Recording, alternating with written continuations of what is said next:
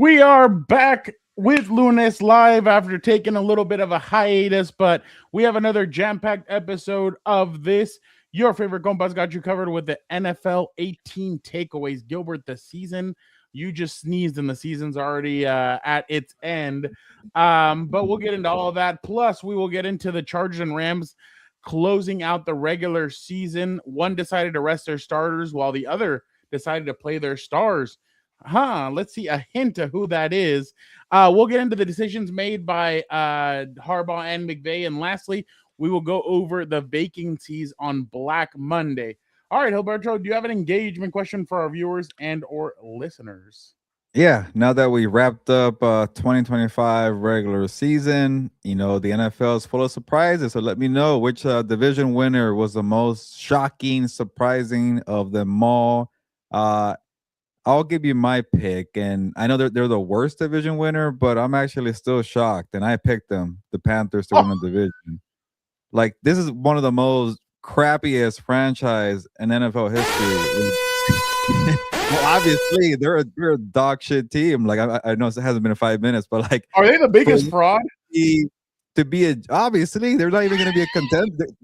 They don't belong in the race here. Like, it's like that what's that meme where like it's like 4 soldiers and a clown? Like, that's the Panthers. Like, they don't belong here. Like, what or the 3-headed dragon monster? One of them looks that's the Panthers. The Fraud Bowl. Is it the Gilberto Fraud Bowl?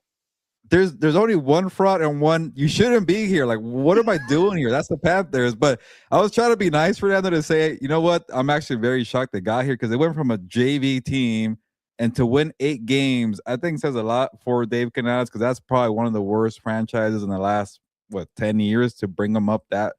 I shouldn't say that fast, but to have them at least competitive, I think goes a long way. And then my number 2 will probably be the Bears. I don't know what you say, Fernando.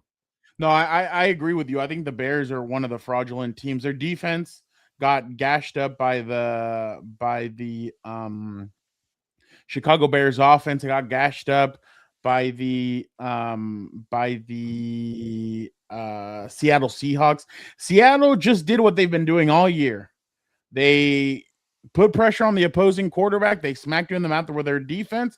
They ran the ball efficiently and said, Sam Darnold, do not F this up. To just get the ball to JSN. And that's essentially what he did. That ended up winning them the game. But yeah, no, I completely agree. I'm not going to go as far as to say, because, a couple of years ago, I did call Packers the 7th seed upsetting the number 2 seeded Dallas Cowboys. I don't know if I'm completely there yet. There's still one more day before we make picks and everything. But if I'm of the belief that both 7s could upset both 2s, Gilbert, if really? If we're looking at it. Packers, Bears. Hey. Beto, how you doing, Beto? Beto, how you doing, sir? It's been a long time. But yeah, no, I definitely by the way, people were wondering where you shot your beautiful videos from last week. You didn't tell people last week? I just said, look, Gilbert's here, look at this, and then Dan called you out and he's like, how is he out when there's football to be played, there's football to be written about? So people wanted to know. Yeah, so I'm surprised you didn't tell people, but I was in Islandia. It's funny because I shouldn't call out my sister, but she was like, "Where are you going exactly?" I'm like, "The North Pole," and she like actually believed me. But then I get there and they're like, "Yeah, we're probably the closest country to the North Pole," so that's where I went. Iceland. It was a very random trip. My soon-to-be mother-in-law, her dream is to go see the Northern Lights. So the best time to see the Northern Lights is like wintertime, and no way in hell I'm going like January or February when it's super cold. So we're trying to squeeze it in during winter break for a lot of people, not for us because we cover the NFL. Yeah. A lot of people were off for a couple of weeks in her family. So we went and we were chasing the lights. We didn't get to see them, unfortunately, but still the trip was a blast, man. I recommend going out there. And the good thing too, Fernando, Northern Lights. You guys are frauds. Are they even a real thing? Because I didn't see them. But I will say this: your brother calls me a curse, Fernando. But the people in Iceland told me this is the best December weather in a very long time. So I get there and the weather. You didn't even see the Northern Lights. So what? But it wasn't freaking like 10 degrees out there or below zero or whatever they use out there. What do they use? Celsius. Celsius. There you go. I don't know what the hell it is. 'Cause somebody else told me like I actually had yeah, a relative in Mexico who saw my Instagram story and he asked, "What's the degrees out there?" I'm like, "What the hell is the thing in Mexico?" So I said zero. Celsius. Uh, so I don't know their scale there. But anyways, I'm going off topic here. They said it's the best December weather month in a very long time because I brought it. And Tay Jackson said, I smoked some Northern Lights. Hey, if that's what you like, go ahead. We all have different names for it. But yeah, I did not get to see them, but apparently Tay smoked them. So you had fun? Yeah, it was. You recommend it? Yes, I do. It's just the jet lag was pretty hard. What was the But trip? overall, what was that? What was the trip? How many hours? Like, oh, it was had layovers. I'm gonna start crapping on people now. But we had the first layover going there was Seattle, and then that was like 3 hours, and then 8 hours from Seattle to Iceland, just going up north the whole or going northeast. And Yeah. then coming home, we went from Iceland to Portland, probably one of the worst airports in America. I've never been to the Portland airport. Awful. They're stuck in freaking 1994 over there. Worst bathrooms, worst food. I never want to have a layover in freaking Portland. I've actually never been to Portland, the city, but first time passing by, crappy. They're the Carolina Panthers of the airport. But you're getting me going here. But yeah, it was like 10 hours total for the trip. He thought I think Angel thought you had left the country because of your bad takes. No, yeah, I people do. actually don't care about football, American football, so maybe they don't care about my takes there. Did you go to a bar? Actually, I did on New Year's Eve. The first time I've been out in a long time. It was pretty fun. Good time. Got to see the countdown at some very cool looking church, and then we went to the bar, and yeah, it was a good time. It's always a good time when you. This is the one thing I miss about being a traveling beat reporter. Like when you Yeah. go out the night before a game and you're having fun with your coworkers in a new city you've never been to in a new bar. That's always fun. So it was cool to kind of have that feeling again. It's funny. The other day, I got a school asking me if I could talk about like trips or like talking about like journalism and everything. And they asked me, "What's the funnest part about being a journalist?" I'm like, "The camaraderie." Like, "Oh, really?" I'm like, "Dude, with one of my now co at the time, like we had just barely known each other, but with him, Eric Williams, and my brother, we climbed the pyramids in Teotihuacan Oh in yeah, Mexico. I'm like, we went to DC, like we've gone to Kansas City, we've gone to all these Super Bowls. Like the camaraderie is probably the coolest part about, I mean, obviously like covering sports, getting to write for a living, but like the camaraderie, I think, is one of the coolest things about it. And I mean, we've made friends with Jeff, Joe Reedy, Pop. I've made friends with like Chris Rim, Eric, and we've had these guys on the shows and stuff, and that's I think the coolest part about doing this. But yeah, no, I completely agree with you. That's one of the funnest parts about being on the beat is being able to travel all around and obviously getting those racking up those Marriott points. yeah. And it's always fun to try new food. And I'll say this, Yeah, Fernando, about Iceland. I don't know if it's like a thing to cater to Americans because the tourism in Iceland has blown up since I think COVID the last 5 years. Like people didn't know about this country much or island, whatever you want to call it, and they've pretty much got a bunch of money with people going in. They have like they're very popular for hot dogs. So anywhere you go, they have like a hot dog stand. hot Uh, dog or schnitzel. I think they call it a hot dog, but it's like a. Actually, I'm gonna put don't clip this, but they have a very thin weenie. Don't clip it. But that's like the thing. They have like a small weenie, and then the rest is like regular. They put a bunch of other crap on it, but the weenie, I'm gonna stop myself. It's a good taste flavor. I'm gonna stop before I sound like Sean Payton. Remember that clip that Sean Payton said about spitting? I'll just stop, or I'll stop. But yeah, it's you go to Iceland, you have the hot dog, the thin weenie.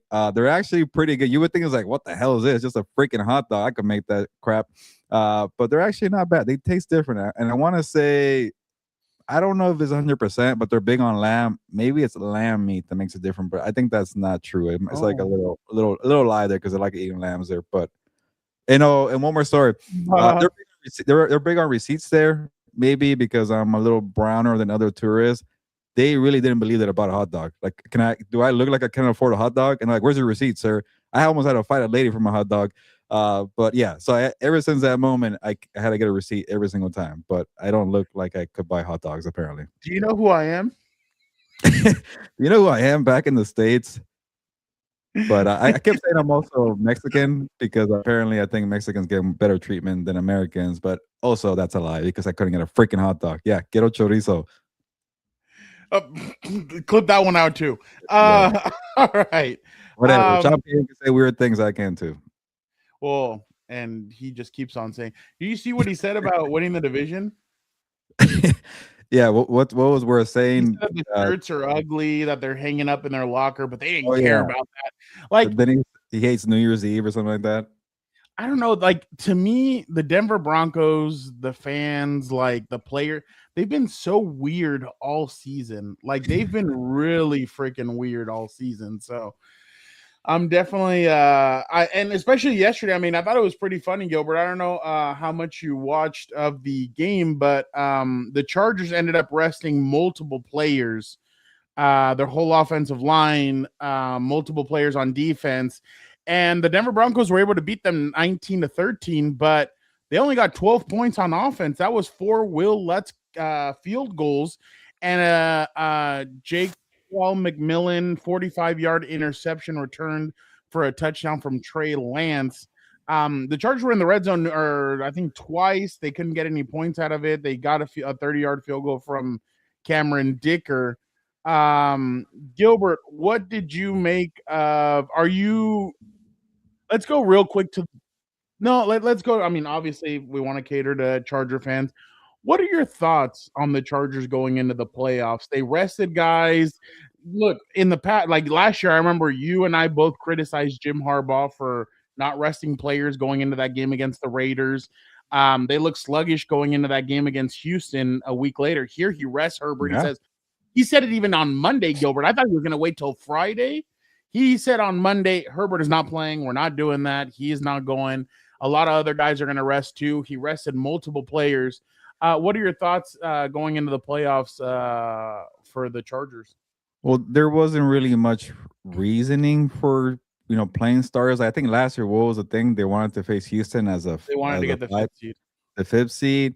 Now it's like, what's really the point to try to get the fifth seed when your quarterback has one good hand, your linemen are decimated with injuries. You've had injuries all year. Like you got your rookie running back got hurt. Why even risk anybody to get hurt at this point? You need to be as healthy as possible, which is kind of impossible this year, or this time of year for NFL teams. So I'm okay with it because we've been talking about it for the last month or so here on Compas on the Beat that I think the wild card teams have a chance to go into the house of the division winners and pull off upsets. So to me, why not? Like this is actually the mentality that I wanted the Chargers to take last year. It's like, who cares who they play? Go bring them on. You want to line them up? Like in a way, I was kind of hoping the Chargers would face the Jaguars because that's the house of horrors, right? Go there, face your demons, and beat up the Jaguars. Get that freaking monkey off your back. So I thought, why not? Whatever happens, happens. So, in a way, no, actually, no, it's not. I was going to say maybe the Patriots were the best matchup. I think it would have been the Steelers by far because they're not good and the Chargers already whooped them. But, they're going to get a very inexperienced team, a quarterback making his postseason debut. So, it's a tough matchup. They're very balanced, but it's not the worst matchup. It's not like, I'm not thinking about anybody in the AFC could be beaten. That's the beauty about the postseason this year. There's no real contender. So when you have no real top dog, you really don't care about seeding. You rather be healthy. You have a star quarterback in Justin Herbert. Go be healthy and forget about it. I know they got a bad taste in that Houston game. I missed that week there. That was not a good showing there, but that was more on the surprising defensive effort. So, yeah, go in there and be healthy and see what happens because I'm not trying to say this is what 2018, the last time they won a playoff game, but they went into Baltimore and they beat Lamar Jackson, a rookie back then when they were supposed to be the favorite. So you never know what could happen in a playoff game when you're a very inexperienced quarterback, and that is still Drake May was great, but he's still very inexperienced. I noticed on social media that this was the game that Patriot fans wanted. And I'm kind of like, don't wish that because last year that's what happened to these guys. They wanted Houston. They go into Houston, they get the crap smacked out of them. Um, you can tell that these guys are a lot more motivated, not motivated, but like the Charger players are playing with fire. And I don't know if you watched the interview with Odafe Owe, but he seemed fired up. Like look at this clip that Chris Rim got yesterday of Tony Jefferson and these guys. Like I'm telling you, like being in that locker room lately has seemed really different with these guys. I have no respect. So y'all in New England, baby. I'm like nobody in the world. Oh, my homie JL Skinner, I fuck with him. So basically, Tony after the game was like, the Broncos suck. Like we're gonna be back here. Yeah. He was like, I don't. He said, I don't fuck with anybody on the Broncos. They're a sorry ass team. Like they were saying that. So they basically, I mean, and you know what? It's over the backups against Bo Nix. Well, and that's what I. And we'll get to the Broncos in a second, but I think the thing that, and this isn't bulletin board material, they just feel like they're fired up by the Broncos this year. The Broncos have gotten all these breaks and everything, and I think these guys are fired up, and they're kind of like, well, if we beat the Patriots, we come back in a week and we face these guys again, and look what we just did to their with our backups. Look what we just did to them. So, but I really feel like a lot of people are underestimating these guys for some reason, and the reason why I say that is because last year with the Chargers, it was they haven't played anybody, they haven't beaten anybody. What are they doing? And then now they're not using that same excuse for the Patriots. Everybody's like, oh, the Patriots are back in the playoffs. It's so much fun, Mike Vrabel, and you're kind of like, And then you look at the Patriots season. They haven't played a top 10 defense at all this whole season. I was just gonna look that up. Yeah, you're right. They haven't played. They've beaten the. So take the Ravens out because the Ravens had a losing season. They went 1-2 with against teams with winning records. They were up 21-0 on Josh Allen, and Josh Allen turned around and beat them in a game 3 weeks ago. So look at that Ravens game, Fernando. Derrick Henry was going to beat them, but then they stopped giving them the football for whatever reason. They should have won that game. So being physical is something there. That's the same thing they did last night against the Steelers. Why did they? I would say the best one of the Patriots was that Tampa Bay game. Either that Tampa Bay game or that Buffalo game. The Bills the first time around. Yeah. That was in Buffalo. Yeah. And that was back in what? September? Yeah, that was early. Yeah. So I'm just saying, like, because there's a lot of confidence being thrown out there, and I'm kind of like, I think that's what these guys want, though. They want everybody to kind of think, oh yeah, they're gonna go into New England, and then like the other day when we had Eric on, Eric's like, well, it's gonna be cold, and I just looked it up. It's gonna be 49 degrees at kickoff. That's nice. That's what I got a nice. Okay with that. 35 to 45, right around there. But they just went into Kansas City, and it was 6 degrees a couple weeks ago, so they don't care about that. They know what it is. So I'm interested to see what they're gonna look like. Well rested going in there. They get Denzel Perryman back, so that's gonna be huge. They missed him in that Kansas City game, Gilbert. They missed that physicality, but I've been impressed with them. I was impressed with the way Herbert played in that third and fourth quarter against Houston. It seemed like he was doing whatever he could to win that game, but obviously it didn't come to fruition. But I'm saying on the AFC side, I wouldn't be surprised if all three wildcard teams went in there and beat the home team, just because of the way all those teams have like kind of ended the season in a sense, and the way they've played. But yeah, I was impressed by the way they played yesterday. The only thing is, for Denver side, man, if you're a Denver Broncos fan, you have to be nervous about the way they played. And then in one of those, Gilbert, Garrett Bowles goes down. He's on the ground, kind of like shaking or whatever, and they put him back in the game. I'm like, why? Like, why would just sit him? You're about to have a week off, like, they and want the number one seed. I know. Well, yeah, no, and I got that, but they were already up.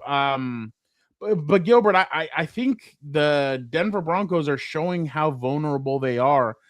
They got blown out by the Jags, and teams who face them are going to look at that Jags film and say, what did Jacksonville do right? What can we do to fight that against them? So I don't know what you thought about Denver, but I think Denver is one of the weaker number one seeds.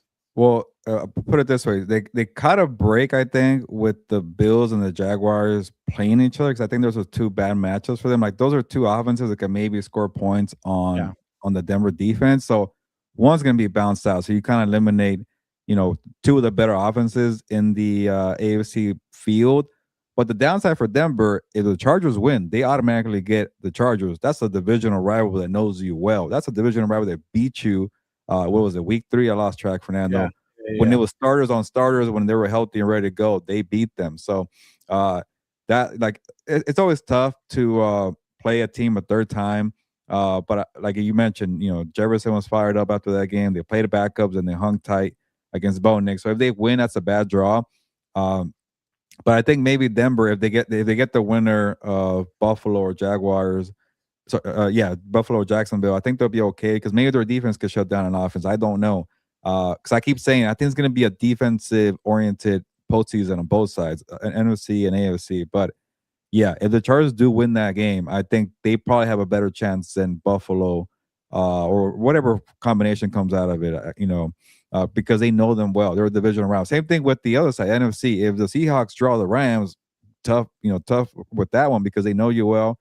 They've already beaten you once. So these divisional matches are going to be very tough in the playoffs. Same thing with Bears Packers. Like it's always like a mental game who has more toughness. So being the number 7 seed in the AFC with the Broncos being number 1, it's not the worst thing for the Chargers. No, I completely agree with you. I mean, you go into Denver, you beat Denver. I mean, shit, you could be going back to Hyde Park if the Buffalo Bills and the Chargers are in the AFC Championship. They could be at, oh God. And I was doing the stupid hand motion. No, I know. But they could be going back to Hyde Park after they thought that they closed it and everything. I didn't even flip. You did, Fernando. That's more on your radar than I am. That's how old I am. But you no, I know. I know. At high school, so maybe that's why you keep hearing me. Yeah, exactly. But I'm interested to see what's going to happen in New England because I mean they gave them the Sunday. I didn't believe it. Like Rich Eisen said it on this show. He's like, "Oh, I think it's going to be Chargers, Patriots Sunday night." I'm like, "Why? Like, why wouldn't it be Buffalo against?" But I never thought they would put Green Bay and Chicago on Saturday night. I thought that Saturday night was going to be Jacksonville. How was Houston, Pittsburgh Buffalo. Not the Saturday opener? How the hell is that a Monday night game? Who's waiting for that? I know. I think it's because they played the night game on Sunday and they tried to give them a couple of games. But like, that's not a Monday night. That could be a really ugly game. Like, it took Aaron everything to try and move the football up the field and do all that. So now I have to face the best even in football. Good luck. Yeah. And obviously moving it over, I don't know what you said on House of Horns yesterday, so I'm really interested. But like we said, last year, everybody kind of got on McVay a little bit for, hey, you're resting players. Why are you resting players? McVay ends up saying after the last 2 losses, I mean, Gilbert, people are going to think that it's my fault that the Rams were losing all these games because I had to do the 2 losses. Or no, you did the Thursday night. I did the Falcons game. The Falcons one, which is worse. We got to split 1-1, but it just hasn't been a good showing by the Rams. And again, and McVay said it. He was honest. He said, "I thought we played well in the game against Seattle, but they didn't play a good fourth quarter and they didn't play a good overtime. They did offensively, but not defensively." Against the Falcons, they just got shellacked. Like Bijan Robinson ran all over them. And then here, obviously, McVay says we're gonna play all the starters. I told Vic on the preview, or not on the preview, on Monday night, I said I wouldn't be surprised if McVay's in the heat of the moment and said, "Yeah, we're gonna play all of our starters," but maybe he decides not to play any of them on Sunday. But no, he decided to go for it. And Matthew Stafford, 25 of 40, 259, 4 touchdowns. Puka Nacua had 10 catches for 76 yards and 1 touchdown. I don't even have to talk about the Cardinals, but they beat the Cardinals 37-20. Gilbert, your thoughts on the LA Rams as they head into the playoffs? Yeah, if Sean McVay was straight up and said, "You know what, we're going to play our starters because if we're the 5th seed, we get to play that crappy division winner from the NFC South." And the Panthers could hear them and be like, "Yeah, you're right. Bulletin board material. We are the Panthers, but the Panthers did beat the Rams, so maybe that adds a little bit of intrigue to this matchup here." But I told Victor, like, honestly, yeah, it was kind of an ugly game. It was an ugly first half. Yeah, the secondary got torched by Michael Wilson's, but after what happened the last 6 games of the season, I think they split 3-3. You wanted to go into the postseason with a victory. You wanted to flex your muscles. You wanted to show that, hey, maybe the defense is not as good as people thought they were going to be because the back end is weak, but you got a number one offense. This offense averaged 30 points per game in the NFL. That's a league high, 30.4, I think I saw. Matthew Stafford, could be the MVP. Hopefully for the Rams' sake, Devontae Adams comes back because they've missed Devontae Adams the last 3 weeks here. So, they don't need him for Carolina. But regardless, I think they needed to, find some kind of mojo offensively because I think this defense could get lit up again by Bryce Young and Ted McMillan. So you got to be able to score points here. So they should be okay. But overall, I like that Sean McVay said, you guys have sucked. You have not earned time off. Go ahead and beat down the Cardinals for confidence booster and then get Jonathan Gannon fired the next day. They accomplished that. It's funny. I think people get the wrong notion about McVay. Like, he's a tough ass. He just, with the media, he plays cute and all this. And it seems like he's a hard ass with his team. And he decided to be an even harder ass on them with playing in this game. So again, no real big injuries came out of this, did they, Gilbert? I mean, they were pretty clean coming out. No, they almost got a scare with Byron Young at the end, but he was fine. So they're okay. Pretty much Devontae Adams. I know the rookie Terrence Ferguson didn't play, but they're hoping he's ready to go. So again, Carolina is pretty much a bye week. I know they beat that team, but no way in hell you lose to that team twice. If you do, Rams, just cancel 2026. Don't show your face around here anymore. Gilbert, I wouldn't say that. That's what people were saying last year with the Chargers and the Texans. Oh, yeah, one team has Danielle Hunter or Will Anderson Jr. and the other one has what defensively? I have no Derek idea. Brown. Okay. One guy. Okay, 1 against 11 against. Okay, let's just say. So are you playing Devontae Adams or you're not playing Devontae Adams? Actually, that's a good question. I wouldn't. I will because hamstrings are tricky, man. Just wait it out. You got Puka Nacua by himself could beat this team, so I wouldn't risk. I get it. They played with their food in week 14, 13. I lost track of it. They should have beaten the Panthers when they were 10-point underdogs. I get it. I even said no way in hell they lose that game back then. But you can't do it twice. If you do, don't waste my time. Get the hell out of the NFL. Be relegated. Like what do they do in soccer where you get dropped to relegate? Yeah, they relegate USL for a year. You lose to the Panthers twice. Come on. I would dress Devontae and it's like, hey, in the fourth quarter, hey, we're playing like shit. We need you in there, Devontae. Let's go. Yeah. Gilbert, I don't know. I think the Panthers are going to put up a fight. Canales has put up a fight, especially at home. And remember, Tampa they Bay win one, they lose one, Gilbert. They lost one against the Tampa Bay Buccaneers. No, they broke the cycle. They lost 2 in a row to end the year. Seattle and by the way, which is funny. I predicted this like a month ago. I wrote it in one of my stories. I was like, they're gonna do win loss, but when the moment comes to win a division week 18, they're gonna shit the bed. And they did that. It happened that they still got help from the freaking Falcons. What a asinine division. Like I don't even get how this happened. Has this ever happened before where 2 teams eliminated from the postseason decided the division winner for a team that lost the day before? Like it was insane. It was so dumb, especially because the Buccaneers took care of business and they beat them. But the problem is you didn't take care of business after starting off. What was it, 6-2? Yeah, they lost like 2, something 7 like that. of the last 8 games. Yeah, exactly. Yeah. I'll give the Rams more credit. I think they'll go in, and I think they're gonna have to pull it out late. I'm gonna give the Panthers more credit. They have some playmakers on that team. They can run the ball. That's the thing. Yeah, Bryce Young on that team. Yeah, but they also have some playmakers. What's the corner's name that I'm trying to think of? J.C. Horn. He's a good player. J.C. Horn. That kid plays with fire. I like J.C. Horn. I like Brown. I think they're gonna get a little bit of pressure on the Rams by halftime, and then after the half, the Rams can't even will come name out. One of their edge rushers on that team. Come on, Fernando. Like they're not gonna get any pressure besides Brian Burns, formerly of the Panthers.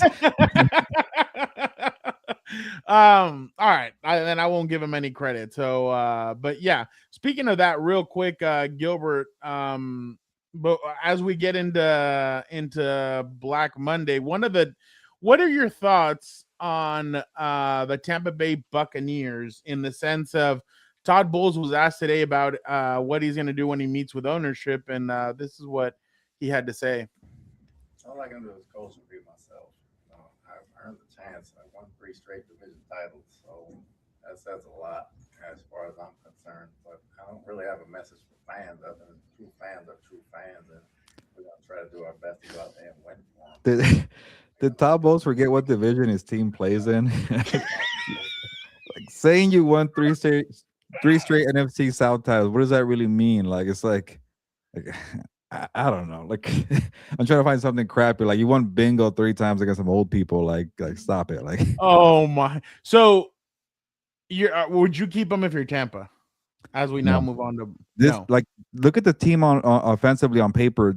This should be a much better team. I get the injuries occurred offensively, and I know, there was no Mike Evans. Like Buka had a hamstring injury that limited him.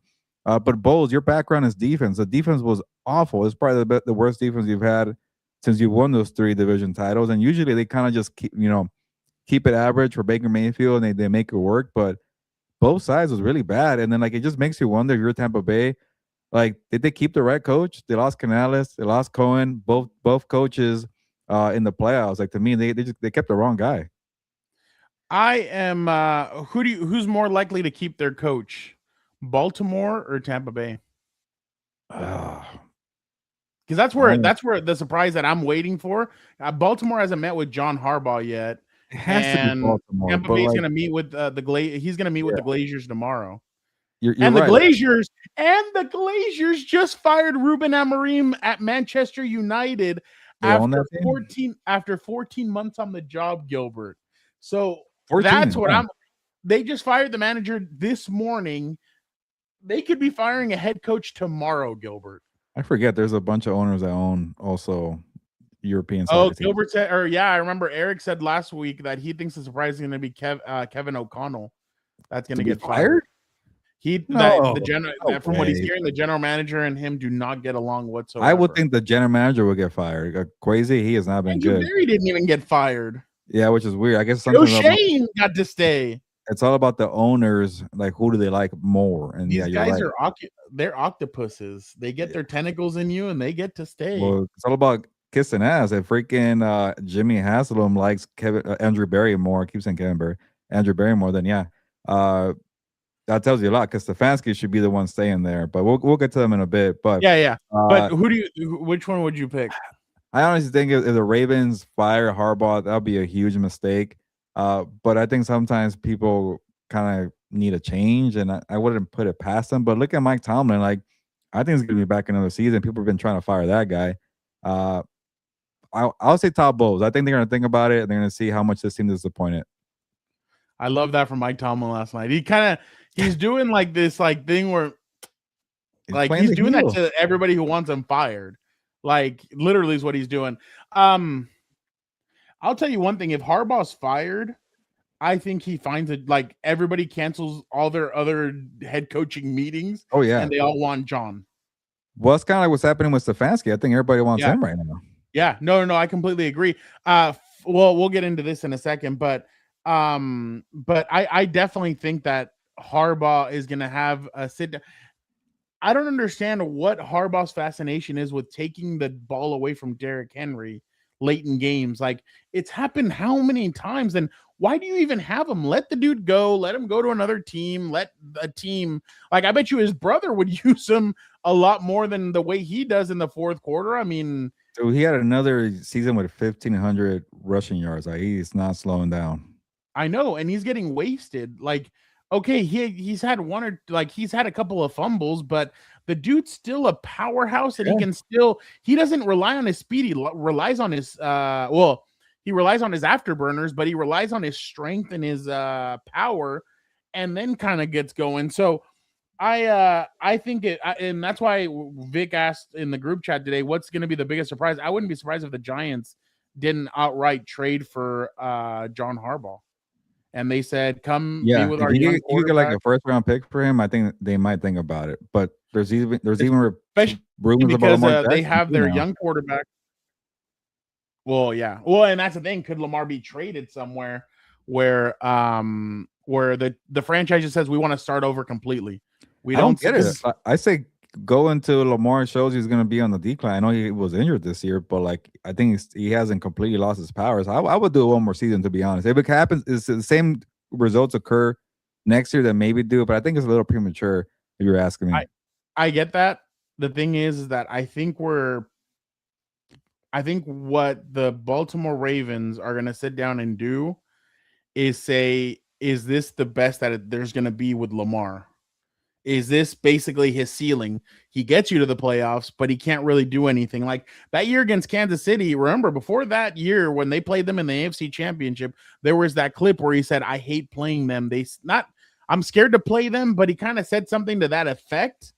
That's not what you want your like. And the thing is, Lamar, to his credit, he's honest. He's gonna tell it to you the way he's gonna say it, like what he's feeling. I mean, to his credit and to obviously his detriment. But I think the Baltimore Ravens are gonna sit down. They're gonna have an on. If John Harbaugh's gone, then that means to me that they chose Lamar over John.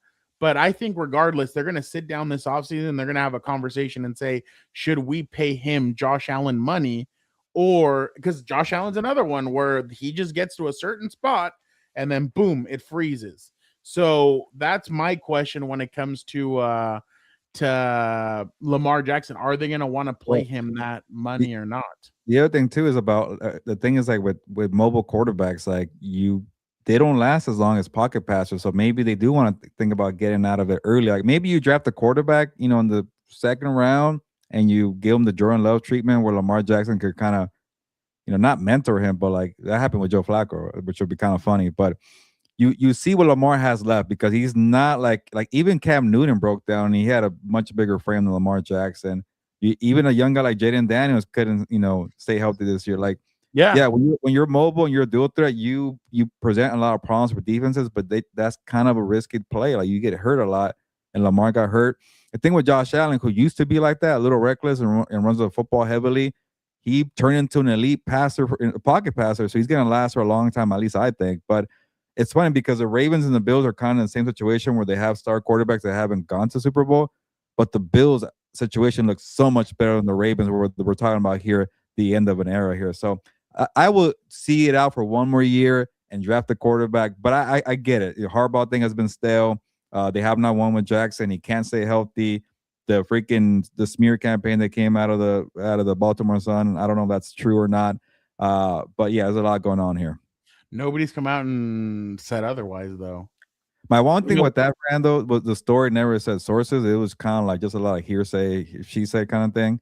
That was a red flag to me. But if you're around the team a lot and you hear things and nobody's saying that, if nobody is saying like, hey, that's wrong, maybe it is true, but it was weird that it never really said sources. It's kind of like when we're around the team and you hear little things, but you can't report it because it wasn't a flat out.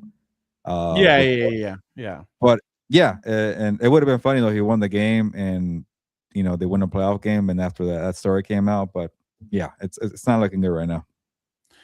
Vic, I'm done thinking that Sean McDermott's going to get fired after whatever crap they pull in the playoffs and lack thereof. I will tell you one thing. I'm interested. I hope somebody asked Joey Bosa this week how he feels about going back to Jacksonville. Because Joey was about. That's why I told you it'd be fun. Like if the Bills made it, we know Joey, and we could definitely grab Joey and see what his thoughts are on everything. But all right, let's get over to obviously the most important part of today, which is Black Monday.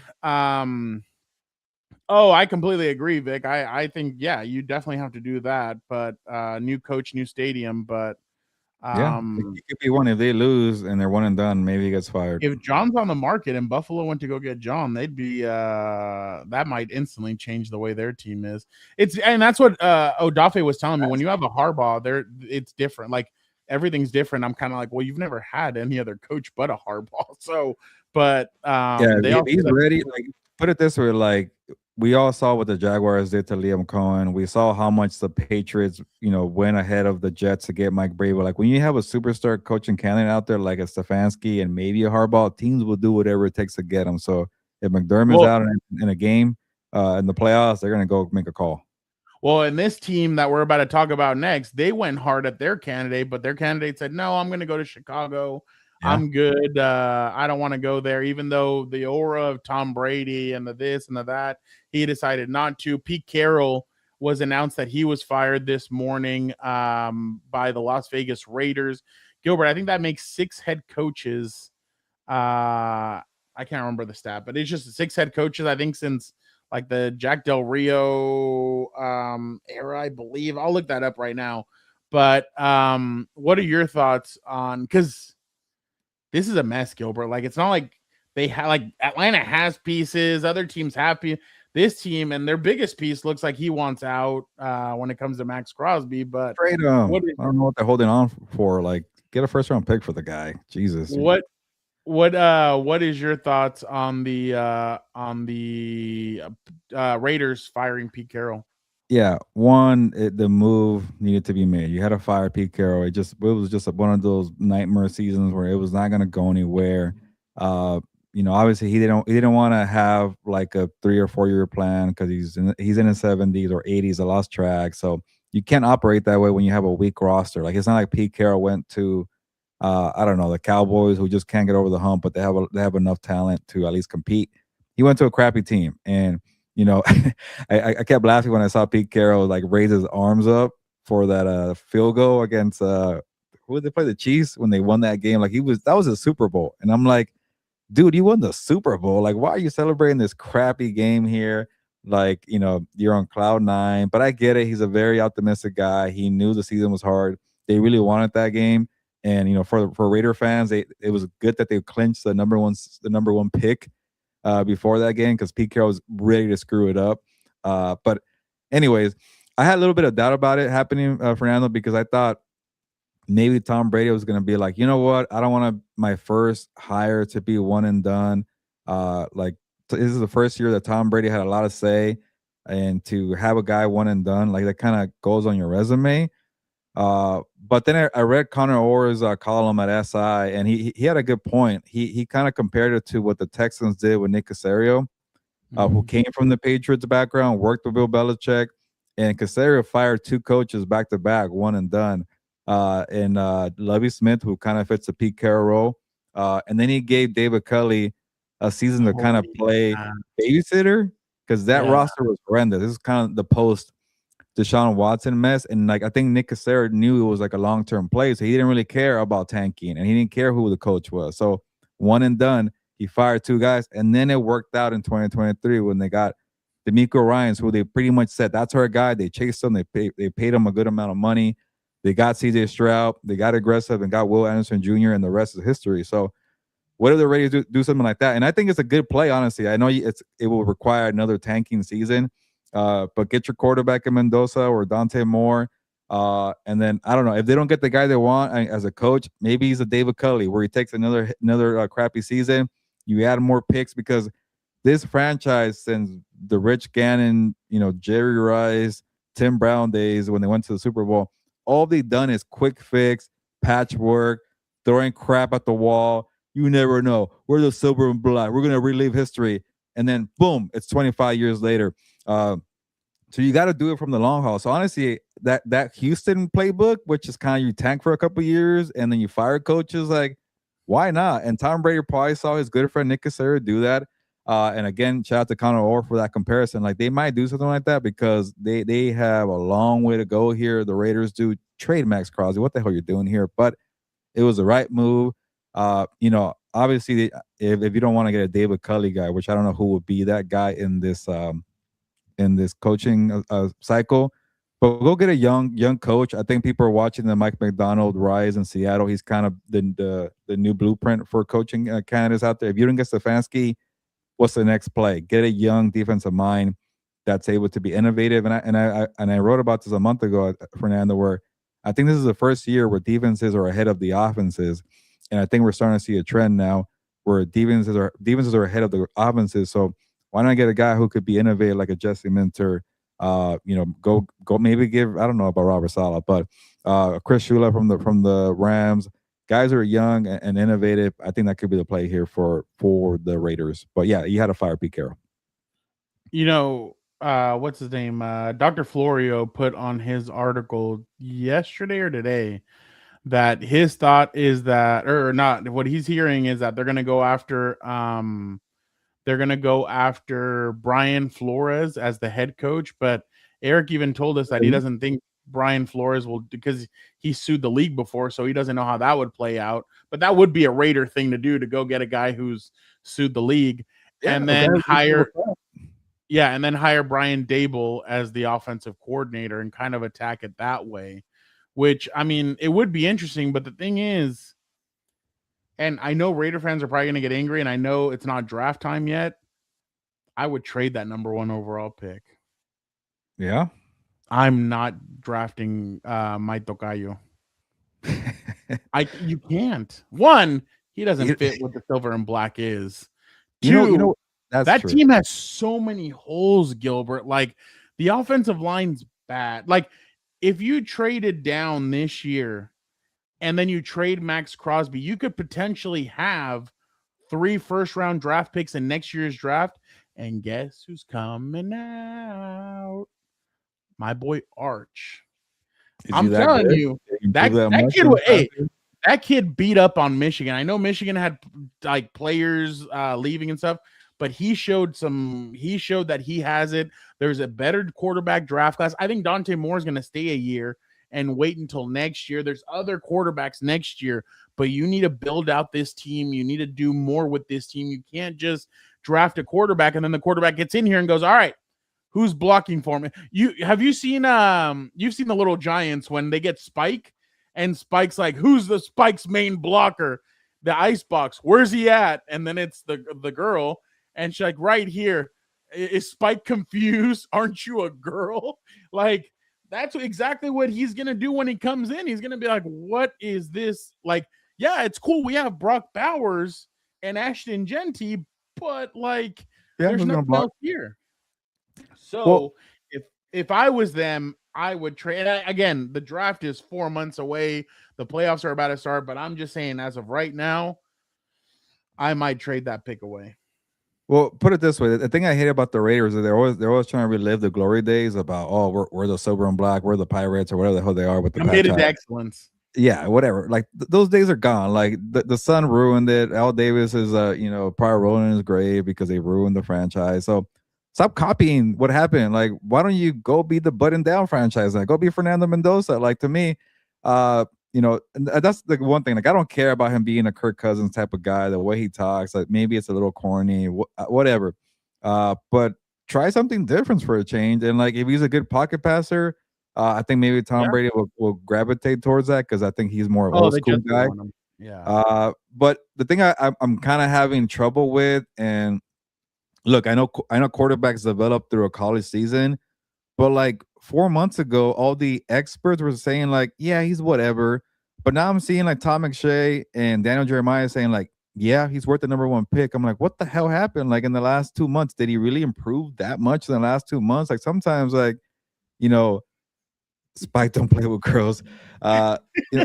Sometimes you don't, like, you kind of just know who's gonna be a talent. Like, you don't need to see a whole full season. So my red flag could be like, okay, maybe he has limitations. He had a good season, but the other side too, like, you can't guarantee a number 1 pick next year. I guess you can if you have Patrick Graham as or David Culley there.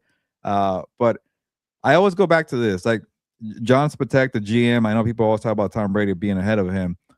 If you trust your scouting department, go and get Mendoza. What the hell are you waiting for? You feel like he's not worth, a number 1 pick, or even if you don't think he's worth, like, put it this way, the way the Broncos did with Bo Nix, he wasn't a first round pick, but he was good enough to be a starter. Who cares where you get the guy? So to me, if you view him to be a franchise caliber quarterback, I say go ahead and do it. Don't wait around.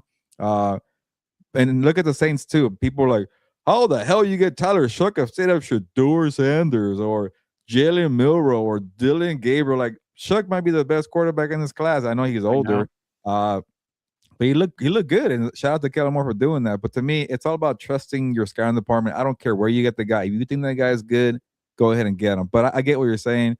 I just never like, people always saying like, yeah, it's gonna be a loaded draft class, and then we get to October, like, it's not that good. That's what we heard this year. We're trying to learn the guy's name from LSU, Newsheimer. and now he's nowhere to be found. And we try to remember the guy's name from South Carolina, Lenoris Sellers. He's nowhere to be found. And it's just I hate this time of year where like people are like, yeah, you know what? Next year's gonna be better. Well, next year this year got Shuck and this year got Dart. Like, No, why? Carson Beck is terrible. No, I said, No. sorry, someone said Carson Yeah, Beck. yeah. That was the one couple of years ago, and then that guy's still in college because he's not ready. So there's always the landscape is changing. I remember Baker Mayfield when he came out, people thought like, where the hell did he come from? And he was good, you know, he's a good player. But it's a crapshoot, and I always say trust your scouting department and get who your guy is. Let's see. Yeah, no, I'm just not dude, like, look at this guy. Hold on. This is who Vic is asking about. Does this look like an NFL quarterback to you? Arizona, but I'm ready to roll. Go Canes, baby. Just took a little nap on the plane. We just landed here in Arizona. Jeez. He was dating one of those Cavender twins also, and he cheated on her. I think Jake Ferguson was dating the other one. Yeah. 6 year. This will be the 6th head coach for the Raiders since 2021. So this are we counting Bisaccia and the interim coaches? John Gruden, Rich Bisaccia, Josh McDaniels, Antonio Pierce, and Pete Carroll. By the way, I'm tired of Max Crosby bitching. You weren't here. Dude, you did that to yourself. You were the one that wanted, by the way, and it's funny. Antonio Pierce just shits all over the Raiders every chance he gets on CBS. Like, he just craps on them at all times. So, did you see that he has and he got his Lambo stolen? That is true. Well, he wanted Jaden Daniels, and Tommy T didn't get him for him. Dude, that's what Brian Flores was like, well, I wanted Justin Herbert, not Tua Tagovailoa. So, like, obviously that's what Stefanski now is saying he didn't want Deshaun Watson all of a sudden. And he didn't want Shedeur Sanders. So I'm sure that one's gonna come out pretty soon. Now. Speaking of let's go to Stefanski next, Gilbert. Real quick. Vic, can you take this off real quick? This is what owner Jimmy had. Oh, by the way, hold on. Before we do that, we have video of Tom Brady firing Pete Carroll. Here it is, exclusively. You've done a lot of great things, but you're a very old man now, and old people are useless. Aren't they? Stop it! You've done a lot. Perfect. How do you remember that scene? Oh my God, it's a great scene. This is what Jimmy Haslam had to say about why he kept Andrew Berry and did not fire him. Andrew over the last has done a very good job, and I want to go through that because I think it's important to talk about the moves he made to strengthen our team. Okay, I think it began with what I would call a very efficient free agency. We added one player, and that player made a substantial difference in our football team, and that was Malik Collins. Malik is not only a really good player, he's a really good person who is a leader. Yeah, that's great. So basically what he goes through is he says they signed Malik Collins. They traded down from 2 to 5, the strong draft class, good players, good people, finding kicker Andre Schmidt, and the Tyson Campbell trade, that he liked all those things, and that's why Andrew Berry is staying. Gilbert, you've been very vocal about Andrew Berry. Why should he not be the manager of of them anymore? Yeah, he got one draft class, right? But they still won 3-4 games. I lost track. They won that game against the Bengals, maybe 5. But what have they really done? Like I don't get it. Like, you know, the Browns, like, their bar is so low. Like, if you just find anybody who's competent, like, they're gonna hold on to that guy. And I think that's why Stefanski lasted as long as he did, because he won 2 Coach of the Year awards. And by the way, I think he won those awards because he took the crappy Browns to the playoffs multiple times, and you kind of get a lifetime achievement award for that. But he cannot live off the awards anymore. They fired him. And like you kind of said it earlier, Fernando, sometimes about who's closer with the owner, who's licking more butthole. And I think Andrew Berry might be doing that a little bit. And he might get promoted to be president of the team, or I forget, with some other crap. So yeah, I get it. He got a draft class right, but like who's gonna take the blame for the sign of Deshaun Watson? Like if whoever traded for Deshaun Watson, like I don't think it was the coach, it's the GM. But honestly, I think Jimmy Haslam forced that one, and that's why Barry is getting a pass here. So I don't maybe neither guy wanted Deshaun Watson, but like the second that trade was an obvious failure, and it was probably an obvious failure the second you bend over backwards to get Deshaun Watson, knowing what the hell he did. How is this team not having a fresh start? Like we could crap on the Raiders, all we want, but they're not as bad as the Browns, and they're starting for the fourth time here. How is Barry surviving after probably the worst trade in NFL history? Move over Herschel Walker and the Vikings there. So to me, I don't get how anybody who was part of that trade is around. So to me, the only way I can see it is, I don't know, licking butt. I don't know. I completely agree with you, and especially because we all know Shador's not going to be the starter, even though some Browns fans are delusional. Skip Bayless is delusional. Some of the people are delusional. Josine Anderson's probably delusional too. All these people think that Shador's going to be the starter. He's not. He did not show. He showed flashes, but he didn't show. That's another one too, Fernando. How is Haslam talking about everything that Barry did right, but he had 2 cracks at a quarterback and neither one looks any good? Like I don't. And not just that, he benched the third stringer or the third round pick for the 5th rounder. So and he traded the best one, Flacco, and he goes on to be better with the Bengals. Exactly. So it was a mess all around for them, and you have to wonder why they're deciding to keep on going. And why not just start off new? The same thing with the Giants. Why don't you start off new? Like, I get it. Like he traded for Brian Burns, but he also drafted Abdul Carter that had half a sack this year, a sack or something. Like it wasn't anything special that the kid did. I saw him live in person though. He did look scary good when he played the Chargers backup offensive lineman. But other than that, I mean. It's just like you have to hold the GMs accountable, and I get it. Like the GMs are octopuses; they have their tentacles into everybody, but you have to be able to. And they survive. They're like cockroaches, also. Like they survive some of these things where you're like, how did he survive that? But it is what it is. Again, I think Stefanski's going to get picked up quick. I think there's going to be teams fighting for him. I wouldn't be surprised if he got the Falcons job. The only thing is, Gilbert, we'll get into that Falcons job, but I would be like, are you guys married to Michael Penix, or can I go get another kind of quarterback? Because that dude's injury prone, and I did not like what I saw from him this year. He was not good this year. Well, he starts off from his hip when he throws the ball, and you're kind of like, did better than him. Huh? Kirk Cousins did better. I know, but yeah, I just don't know if the Browns or the Raiders is the only reason why the Browns would be a sexy pick or a sexy place to go to is because of that defense. But other than that, I mean, I just saw somebody tweet out, I wouldn't be surprised if Jim Schwartz they just elevate him to head coach. I'm like, haven't we seen this before? Like, we've already seen him as a head coach. Find the quarterback. No. Is it Jim Schwartz? No, it's not Jim Schwartz. Oh no, it is Jim Schwartz. Yeah. I mean, I hope the Chargers and the Browns play each other next year. Then, if that's going to happen, because I'd love to see part 2 of Jim and Schwartz having to shake hands. But I agree with you. I think Andrew Berry should have. It shouldn't just be Stefanski falling on the sword. I thought he should have fallen on it too. And unfortunately, GM stay while head coaches leave. I can't wait to hear more sources about Stefanski and how he hated being the coach there. Like, it's gonna all come out. Watch. By the way, what did you think? Did you hear the news story out of Miami that supposedly Mike McDaniel's going to be involved in the GM hiring process? I saw, and then supposedly it won't be his final say, but he's involved, which is weird. What are they like? I just don't understand what some of these teams are doing. But you know what it is with him. I think your colleague Albert Breer said that when he was getting ready to fire Mike McDaniel, that he heard, oh, he's going to be a hot candidate. Well, if he's going to be a hot candidate, why would we get rid of him? Why not just keep him here?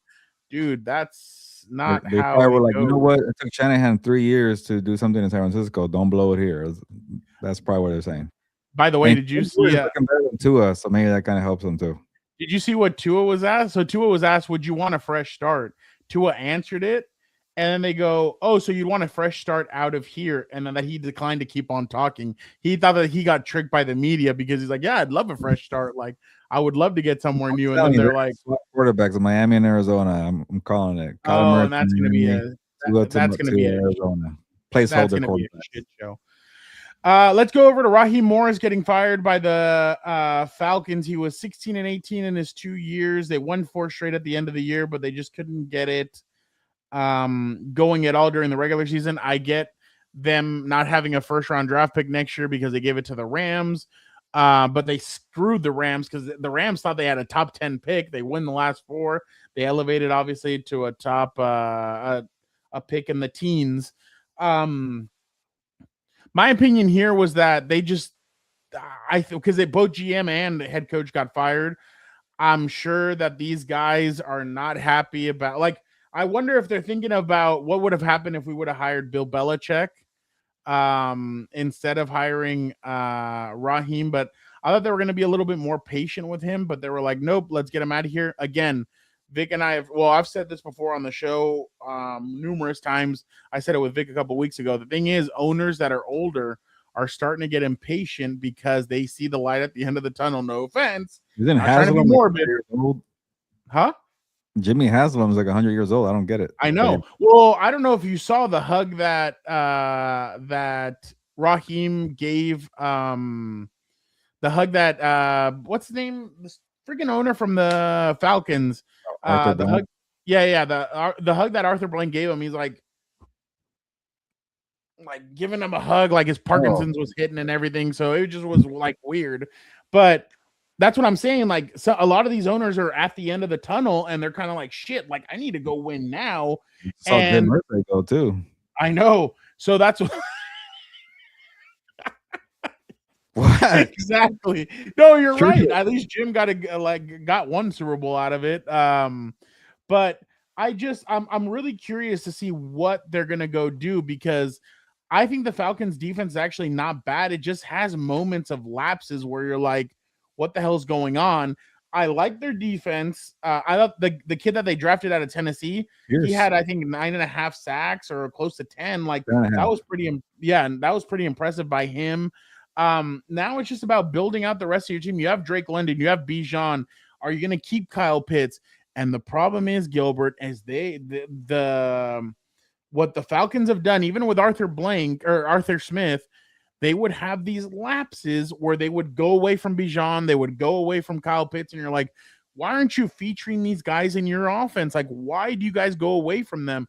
I don't know why teams decide to go away from certain players, but I definitely think that that they're gonna. I think Stefanski's gonna be the shoe-in here. I think they're gonna want to go offensive.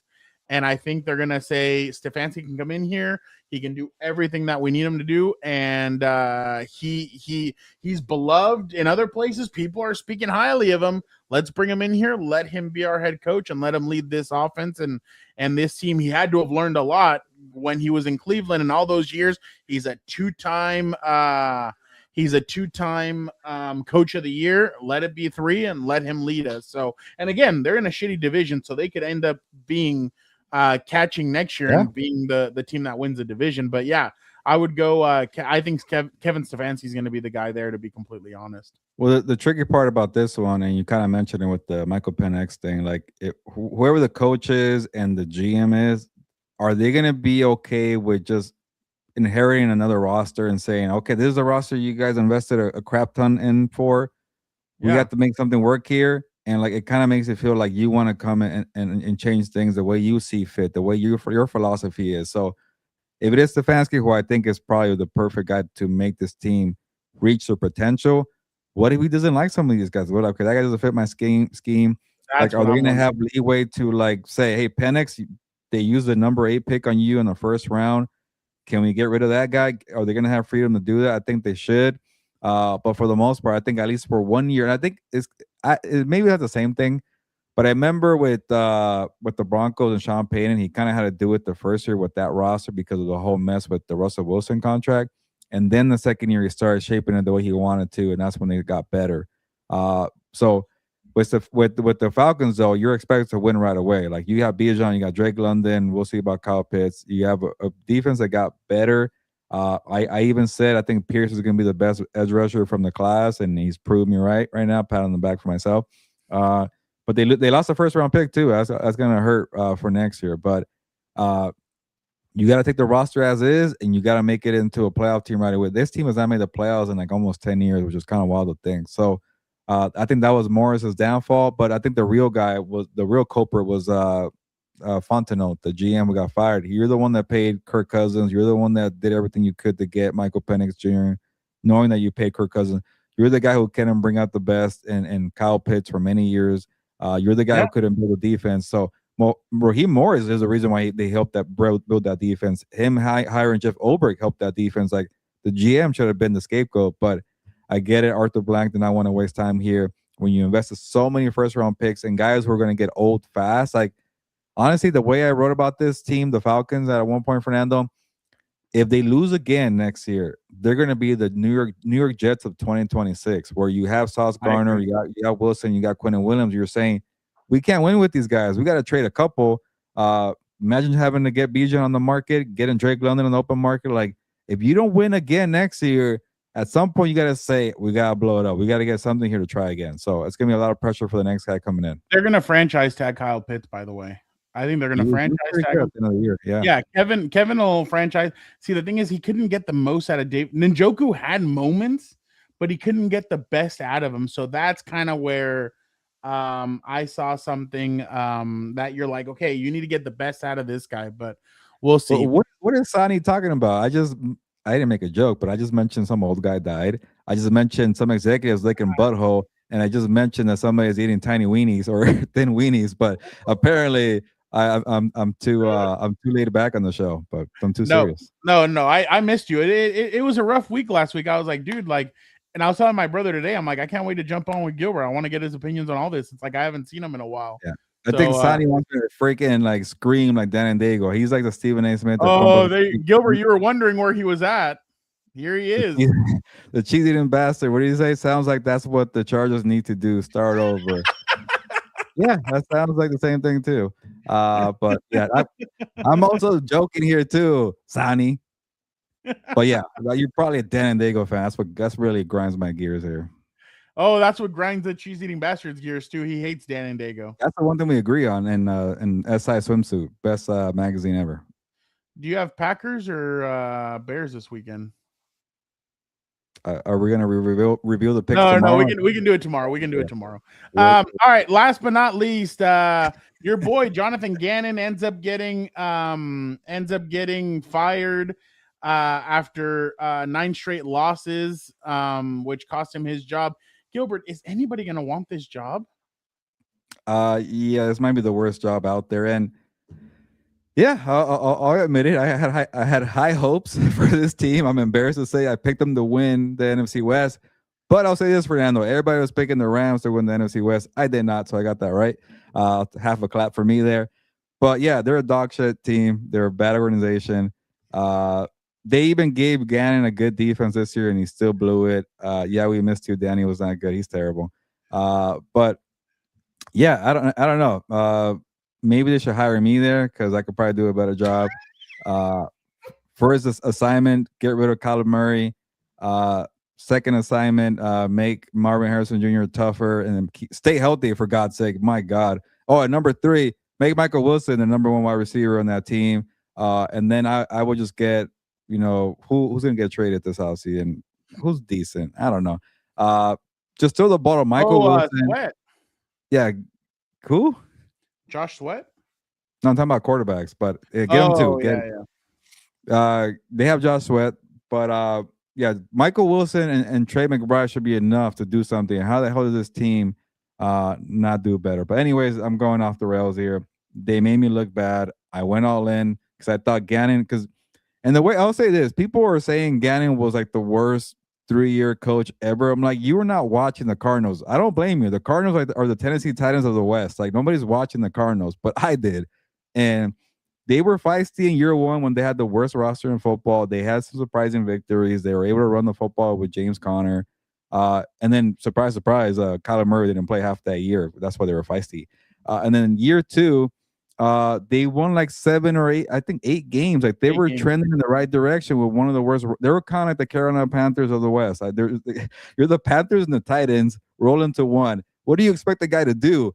So I expect the year 3 to be a big jump. And to me, a lot of times, Fernando, you know this, when you're a head coach in the NFL, year 3 is where you make your money. Like if you are able to get positive results in year 3, you're gonna find the home in that with that franchise. If you go backwards in year 3, you're probably not the guy, and that's what happened to Jonathan Gannon. And then another big reason: don't push the running back after he dropped the football before crossing the end zone. I get it, that was a dumb play, but don't shove the guy and then go full Bob Knight. It's not 1975 where we can't say racist jokes either. Come on, guys.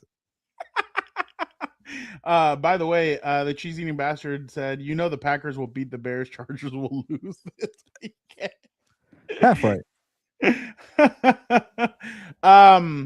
You know, with Jonathan, it just Gilbert, like they hired him right after the Super Bowl. Like it was just a weird. Like he got started really late because you know coaches want to get in there. That's why I don't believe if I get it. If the candidate's not there by I wouldn't wait until the Super Bowl because then the combine's 2 weeks later. And by the way, Steve Spagnuolo was saying that he's excited about this year because he gets to look at all the draft prospects. He's like, usually because we're in the Super Bowl, we don't get a chance to look at all the draft prospects. And I'm kind of like, okay, dude, whatever. When I see your brother tomorrow, I'm going to ask him, how much did you enjoy all the camera shots of potentially Travis Kelce's last game and then like having kind of like a tear come down his eye after that field goal went through for the Raiders? Like, how do you lose to the Raiders and the Tennessee Titans in back-to-back weeks? Like, that's kind of crappy way to end your career. So I'm sure. Yeah, but I'm sure they wanted the 9th. Now they have the 9th overall pick. They can do a lot with it. So for Travis Kelce, who doesn't care about the pick, like, that's true. Man, they're gonna go watch. They're gonna try and get him to come back, and he's gonna do it. They're gonna be like, look, we'll draft Jeremiah Love. We'll go get this. We'll do this. But now you're like that old boxer trying to relive your glory. I get that. I get that. People are like, don't go out after getting blown out in the Super Bowl. You got blown out in the Super Bowl. You can't go out that way. And then you come out and you go out even worse, losing to the freaking Raiders and the Titans back to back. Like, it's a lot worse. So just go home already. So last 2 things, and then we'll bring Vic in. I wanted to ask you this. The way I'm seeing things, I don't think anybody's gonna like. I think for him, Jesse Minter. Gerardo asked, which team do you think will try and hire Jesse Minter? Look, I think Jesse's gonna take an interview or 2, but I think the only for sure job that he would take is the Baltimore Ravens if it came open. That'd be a great job. I don't know any other like. I don't think he'd take the Raider job. I don't think Mike McDonald took the perfect situation. Like I think these guys have learned you take the perfect situation. I don't think there's a perfect situation besides Baltimore where he could, or even Tampa. Like there's no really other situation where you're kind of like, oh, well, if I get in there, well, I guess New York might be another one just because of their defense, like the pass rush and everything. But I really think that this might be a year where he'll take interviews. I don't know if he's going to go anywhere, to be honest. Yeah, but do you really want to be with the Browns? Like, you know what happens. Careers go to die there. I don't know if I'd want to go to Cleveland. You know what's good for Arizona, because they're not going to be at the top of the choice for the candidates here. When they added Stefanski to the pool, everybody's going to be running for that guy. So then you get more guys who are young, unproven, and, you know, look at the freaking Cardinals track record. They went and kind of had a splashy move like people didn't expect for Cliff Kingsbury. People didn't really expect Jonathan Gannon, who's kind of the last choice either. So when you're a franchise like that, you have to kind of get the last choice. And there's actually a good amount. Danny is a Swiftie. Yeah, he is. There's actually a good amount of like young coaches who won't be expensive and won't get a lot of attention. Like, I don't know. I know Jesse Minter is high in a lot of people's regard, but like, where does he rank in this class? Like 7th, 6th, 5th? I don't like the Cardinals might have a shot at Jesse Minter, and if I'm them, I'll go get that guy. But there's even like Chris Shula. You want somebody experienced like a Vance Joseph. Maybe you want another retread like Robert Saleh. Who else is out there? Clint Kubiak is getting a lot of love too. A lot of young guys. Brian Dable. Would he get another chance in the cycle? I don't know. But then if you get Harbaugh too, like some of these young guys who are going to get passed by Harbaugh and Stefanski, that could be a benefit for a franchise like the Cardinals. Yeah, I just don't know if he would. Well, the Cardinals might be an interesting job. I just don't know. Like the Raider gig, I get it, but then also that one, like, what are you going into? Like that one, you get the number 1 pick at least. Like it's a good starting point. Yeah, no, it is, but I'm just interested to see how this whole coaching cycle is going to go because it just looks weird. Like it's just a really weird. I like a lot of names though. I like all the up and coming names where I think like it's going to be the Mike McDonald effect. Like take a chance on a young defensive mind and like. And the Cardinals too, one more thing on them, like good luck. You better nail the pick because you're dealing with Mike McDonald, Sean McVay, and Kyle Shanahan. Yeah, good luck. Another thing. Mike McCarthy, everybody keeps on saying that Mike McCarthy is going to be the a third try for McCarthy? I don't know. I think so. Yeah, well, everybody keeps on saying Matt Nagy is going to be the choice for the Titans. That's the one that one's the one that's getting the most. That franchise. Them and the Cardinals are going to be competing for least picked. I think the Raiders are going to be competing for that too, dude. Like, I don't know. Well, if you're ranking them, it has to be the Cardinals last, right? At least with the Titans, let's rank them. Let's rank them. So we have a bunch of gigs open. What are some of the ones that you find attractive? So we have Atlanta. Falcons are number 1. Arizona last. We have the Giants number 2. The Raiders. What are my other options? The Titans. Actually, Raiders are number 3. They got the number 1 pick. Browns. You might have. I think it's gonna be a 3-way tie for last. Arizona, Cleveland, Tennessee. Like, which one's really the better from the 3? Like, I can't find good reason for those 3. Maybe I guess Cam Ward, but was he even that good this year? He was okay. Like, I don't know. But there's a gap, I think, or even like you're saying, Fernando. Maybe the Raiders are not that good either, but they have the number 1 pick at least. So it's definitely New York and then Atlanta by far ahead. Somebody said you sound like Barry White. That's funny. Hey, that's a compliment. Yeah, I mean, I agree with the way Atlanta seems like they're the most, like but see, like Cleveland, you're kind of like, well, you're already going in with a GM that you don't even know. You're like, Arizona is not getting rid of their GM either. The Giants aren't like, that's just so weird to me. The Raiders aren't either. Like, it's literally only less than a handful of teams that have openings for GMs.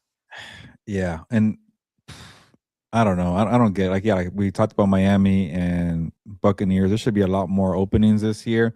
But yeah, the GMs being saved, man. It's strange. Just Miami and Atlanta are the ones that lost GMs, right? Am I blanking on somebody else? Yeah. No, Miami and. By the way, did you hear that the Dolphins hired Troy Aikman and try and help them with that process, and then Atlanta that was so random. Is about to hire Matt Ryan as their president of football operations or something, but then he also wants to keep his job at CBS like Tom Brady. I'm like, dude, what are we doing? First of all, you're not Tom Brady, but still, like, what are they doing? Why can't Troy help out the Cowboys? Does it help Miami out? Like, that's how. I don't know. Well, who knows if he has a good relationship. Saini, we'll rank the top candidates tomorrow. Maybe that's what we'll do on the show. We'll rank the top candidates tomorrow. But speaking of Miami, I just watched Ace Ventura for the first time in a long time, and that's a funny movie. Jim Carrey movie. Jim Carrey is one of the most underrated actors. See, that's what we're gonna do in the offseason. We're gonna go. Would you rather Will Ferrell's movies or Jim Carrey's movies? Would you rather like? What would you rather watch? Yeah, that's they both have some very Adam Sandler is one of my top movie searches because I love Adam Sandler. The thing with Jim Carrey, I feel like I need his movies and like spaced out because his act kind of annoys me. Like if I hung out with Jim Carrey every day, I like I don't think he's like that in real life, but if he was always like this making dumb faces and dumb jokes and dumb the voices. face that he makes for the Grinch is crazy. What was that? the face that he makes for the Grinch, like with the way he's like able to curl his face, like it's spot on. But like if you were hanging out with Ace Ventura like for like a week straight, like it would drive me insane. Yeah. like the crap that he does. But it's good. There's a chance. Dumb and Dumber. All right, let us bring in now Vic to finish this off. Gilbert, good to have you back. Good talk. The cheese eating bastard obviously enjoys having you back. So I'm enjoying all these comments. Yeah, I like it. On a Black Month, really engaged. Vic, how are you doing today? Doing good. Happy to be back on here. But that was a good conversation there with all the head coaches. I know what you're waiting for. You're waiting for tomorrow. Oh yeah. I know you're waiting for that, Gilbert. It's been a while. We haven't had both of you guys in the same area for a little bit, so we're definitely excited to see what he's gonna brag about his winning the picks challenge, but it's okay. I'm ready for it. All right, Vic, what do you got for us? All right, let's do some Fact or Fiction playoff edition here, or wild card weekend, I should say. So let's start off with my number one question here, or not my Fact or Fiction. Texans will be the wild card team that makes it to the Super Bowl. Fact or Fiction, Gilbert? I'll say fact. I keep going back to the defense. I think that defense is special. It could be like I know CJ Stroud and the offense have been whatever. They've been pretty bad. They weren't even that good against the Colts in Week 18. But they got that defense, man. You got two very good edge rushers, and I'm gonna say Will Anderson Jr. is gonna really leave an imprint on this postseason run here. So I wrote about it at SI. We're kind of due for a dominant defense to go far. I think the last one was a no-fly zone in Denver. You got the Legion of Boom before that. It's been more than 10 years, man. So I think now that we're seeing defenses catching up, like Seattle and Denver, Philly has a good D. Green Bay kind of did until they lost Micah Parsons. Shout out to you, cheesy and bastard. I really think defense is gonna probably do well this year, and I'm a bet on the Texans one. I can't get behind Denver and Seattle, but Houston I can. I will go fiction because Gilbert went fact. I watched the team. No, and I'm gonna be honest. I watched this team in person against the Chargers, and I wasn't really that impressed, even by like their defense was really good. Like those edge rushers are good, but they kind of get in a lull when they're away. You know what I mean? Like at home, they're on you the whole game. I saw a lull towards the end of that game in LA, and they're lucky that they called that illegal contact because, well, not lucky. Well, yeah, I don't know. It was lucky, but they kind of get into this lull when they're away that I'm kind of like, they're not the same team at home and away. So that's the only reason why I feel they don't seem like a road team to me that can get all the way there on the road. I just don't see it happening. So I'm gonna say fiction. And then CJ Stroud, he was good for 2 drives against the Chargers, and then the rest of the game he was really bad.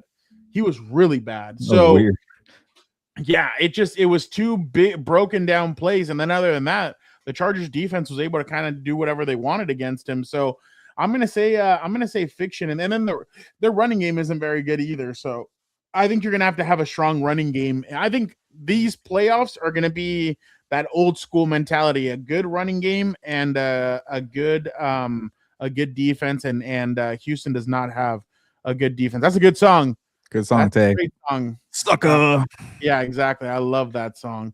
Fernando, if it's not the Texans, who are the wild card that makes it to the Super Bowl, what is the wild card team for you that makes it to the Super Bowl? Buffalo. Say it. Buffalo. Oh, wow. Not the boats. Okay. Are you? Why? Why the Bills? Why would I say why that? the Bills? Make your brother happy, not just the people in the comments. Make your brother happy. No, I can't say that. No, because that offensive line's really bad. I don't know if they're going to be able to hold up, but it is really bad. Buffalo, just because I think they're going to have that weight off their shoulders of, hey, there's no Lamar, even though I don't know why people say there's no Lamar. Lamar's never done anything against him. I'm even falling for it. There's no Patrick Mahomes.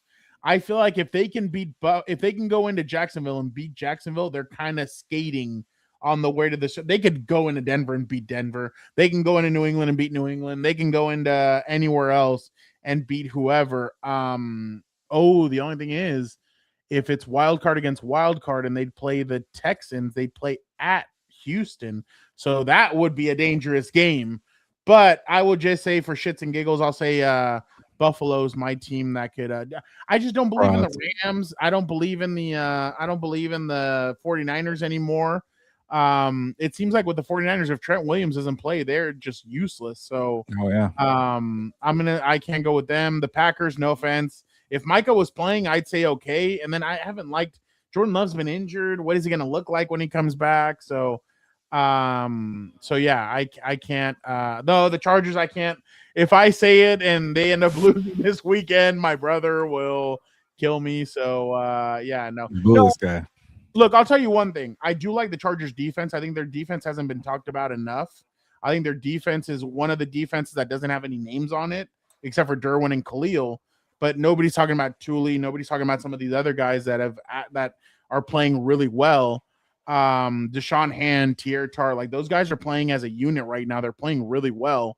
So I definitely think they're really good, but I just think that offensive line's really bad. Like, I'm sure if Jim Harbaugh had a magic lamp right now, that he'd use 2 wishes on getting Joe Walton, Rashawn Slater back, and that'd be basically it. But yeah, yes, cheese eating bastard. I'm wearing green and yellow.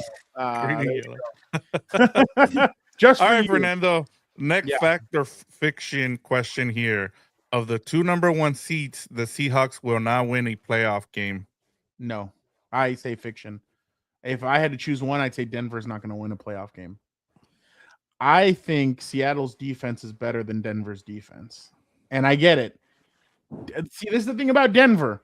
We love Patrick Surtain, but then who else is a playmaker after Patrick Surtain? Like, Nick Benito's really good. He had 2 sacks on Trey Lance yesterday. He hadn't had a sack before then in a while. Like, he's kind of been on spurts. I like Benito though. But I definitely think that Denver's is closer to being that one and done. I think Seattle needs to go with the model of the Seattle Seahawks team that won the Super Bowl a couple of years ago. Play hard-nosed defense, run the damn football, and Sam Darnold, you better not fuck up anything. You better get in there and you better just pass the ball to JSN, and that's it. No BS. Don't throw the ball into double coverage. Don't do any of that. I will say, I'll say fiction. I'll say that the Seahawks, who, Vic, you and I have said it all season, we thought they were legit. Now they're the number 1 seed. Not a lot of chirping coming up from a certain area, but no, I'll say fiction. I say out of the 2, Denver would be the one that loses, that doesn't win a playoff game, in my opinion, especially because of all the chirping that Denver's doing as well. I think Seattle fans are kind of bracing for impact, to be honest. Gilbert? Fact, of course. One has Sam Darnold, the other one doesn't. So, yeah, we saw Sam Darnold flame out against the Rams, actually, when the Vikings played in Arizona. And there's a good chance the Rams could play the Seahawks in the division round. I get it. The Seahawks beat the Rams in Seattle, and that was a very, very high scoring, exciting game. But the Rams should have won that game. They were up, what? They were up, I lost track. 14 points? Yeah, 14 points in that game. Or 16 points, I think, actually. No, 16 because they had to go with 2. They had 3. What a meltdown. But yeah, if we get that part 3, which I do want to see, yeah, I don't think Seattle's going to be up for it. So I think they're going to be a one and done. I was talking about the year that they won, that they beat down the Denver Broncos when everything went right for them. Not against the Patriots. Russ didn't have to do shit. So that's exactly what these guys are going to need to do, to be honest. I like. Oh my God, this. that is hilarious. Don't spoil it, because I have not seen the second part of the season. You're going to miss out on much. Oh, man. Gilbert, I don't want it to get spoiled for you. Never mind. There's an Iceland mention. Oh no, you'll see. No. By the way, that's what Dan wants to talk about tomorrow. So you better watch it tomorrow, because I'm not gonna. That's 4 episodes, and one of them is 2 hours long. But I'll try my best. Oh, Yeah, by the way, last I episode didn't is watch 2 shit of 2 season hours. 5. I didn't watch shit of season 5 except for the finale or the whatever season this was. Oh, I just really? watched the finale, and I thought the finale was terrible. But wow. but I didn't watch the show, so I mean, Well, I watched the first half of the final season, and I thought it was okay. It wasn't the worst, but I've seen all the jokes about it, and they're pretty spot on. oh, my Yeah, brother was not. did you happy know with that Gil is certain gay? individual. That Will is gay for Fernando and Gilbert? I saw it all over social media, and I saw people shitting all Yeah, over. I saw those jokes too. So yeah, I gotta All right, guys. guys. Fact or fiction, Mike Tomlin is under the most pressure to win a playoff game out of all the coaches that make the playoffs. That's fiction. I could probably give you 3 other guys. One of them being right now. Sean McDermott for sure. Who was another guy? Oh, freaking what's his name? The pretty boy from Green Bay. What the hell is his name? Matt LaFleur. Matt LaFleur. That's 2 right there. Kyle Shanahan. Yeah, actually, I think he's fine because he's that good, but he hasn't won a Super Bowl. So if you're one and done, you're right, Vic. So that's 3 right there.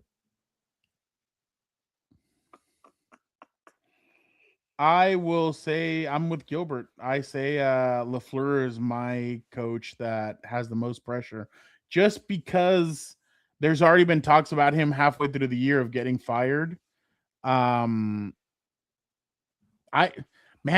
of these coaches that gets eliminated this weekend could be fired, Gilbert. Especially if it's somebody who like we said, who need, like if McDermott, LaFleur, like you guys just said, they could be fired. I don't think Tomlin's will be fired. Yeah, I think he's back too. I think with Tomlin, he would have to retire. Like, you guys remember that? I don't know if you guys remember that scene in The Office where Pam says that she's the office administrator, and the guy's like, the guy doesn't want to say that she's lying, and she's like, "Say I'm lying, or say I have the job." And then that's exactly what it is with, like, say you're gonna retire, or like basically they don't like to fire teams. So, or they don't like to fire coaches. They want the coach to leave on his own. So that's kind of where I think they are. So I would put LaFleur and I would put McDermott at a higher possibility of getting fired over these 2. Yeah, and I would say Mike Tomlin, like you said, I don't see him getting fired, but he is someone that could get traded during the offseason. And I wanted to ask, I know we got to go soon, but let me ask Gilbert this, because I asked Eric this, and I want to get your response here. But will we ever see a coach get traded again? I think the last one was John Gruden. No, the last one was Sean Payton. Sean Payton. Oh, that's right. Yeah, I forgot about that one. So do you see like a Tomlin or a Harbaugh getting traded? If so, who would be a candidate that we could see get traded as a coach? Yeah, those are 2 good ones, because like they're very good coaches that have won a lot, but their tenure has gotten stale, and people kind of want a fresh start. And then you look at Sean Payton and John Gruden. Like, Sean Payton is doing wonders there ever since he took over the Russell Wilson mess, and they're doing well. And John Gruden won a Super Bowl, so it's actually not a bad approach. I kind of feel like a first-round pick is very steep for a coach, but coaches are that important. Like, look at the Falcons; they can't bring out the talent in Atlanta. That's why they fired Raheem Morris. Like, look at the Giants, who can't bring out the best in that defensive front because they don't have good coaching. Like, a lot of these a lot of these teams are talented, but they don't have the right coaching. Look at Ben Johnson going in there and fixing everything that Ryan Poles started, but couldn't bring it to life because there was no coaching. So, first round picks for a coach, I have a good one. I think do matter. Like, obviously, you give one up for Jim Harbaugh in a heartbeat, but the Mike Tomlin one is tricky because I just don't know if he's still innovative. I think a lot of it has to do with Aaron Rodgers is still having enough in the tank to be a good quarterback. I think that's more him than Mike Tomlin, and he played pretty well yesterday. But John Harbaugh, I think to his credit, was able to be innovative with Lamar Jackson to say, we'll go for Joe Flacco to Lamar, and he's had good quarterback play. Obviously, Tom Munkin gets credit. Even your boy Fernando, Greg Roman gets credit there. But Harbaugh was ahead of the curve, so maybe or Dan's boy. So I think maybe Harbaugh will be the one I would trade for. The Tomlin one kind of scares me because I think his thing is kind of stale. Even his defenses have been kind of so over the years. Like I'm not saying he's done, but he's still young. He's still a young coach. He was hired at what, in his 30s in 2007. So I think maybe Harbaugh will be the one you trade a first round pick for. Let me give you guys. I want to get both of you guys' take here before we go. So I have 5 guys that I think could be looking to get traded this offseason, coaching, right? So one of them is Kyle Shanahan. If he just decides, hey, I'm done here, you know, if he decides, hey, I kind of want to move on. The other one is Matt LaFleur, and then the Harbaugh, Tomlin, and then the last one would be Kevin O'Connell after what Eric said. So out of those, I just want you to rank. If those guys were available for a trade out of those 5, how would you rank them? If you in terms of going out there and trading for them? Kyle Shanahan, Kevin O'Connell, Mike Tomlin, John Harbaugh, and who was the last one? Mike. It was here Matt LaFleur. Oh, LaFleur. Okay, LaFleur would be at. I think he's going to be at the bottom. No offense, but like, I don't think anybody's trading for that guy. Maybe. To me, it's John Harbaugh. I need to have somebody who's at least shown they're still keeping up with the game, and then they've won a Super Bowl. Kyle Shanahan has not won it. I know he's very innovative, but I'll put him number 2. I think Kevin O'Connell's a little overrated. I'd rather have Mike Tomlin than him. That's 3, and I'd rather have I'll put LaFleur 5th then. But yeah. KOC would be number 4 for me. Yeah, I agree. I agree with you guys. No, I cannot bench 400 pounds. I don't remember. I don't know what I can bench. I need to look it up. No, Dan's the one that video of that Jaguars fan squatting Trevor Lawrence at a bar. Oh, I did. I thought that was fake. It is true. I don't know. I could do that. You never know. Like now, if you give me Justin Herbert, I could squat Justin Herbert. I was gonna say Fernando can bench a supermodel though. I do that. I'm just saying, but no, I'm getting in there. I'm putting in. Arms are like throbbing right now. The big. I need to work on my tan. Guys, we'll be back to.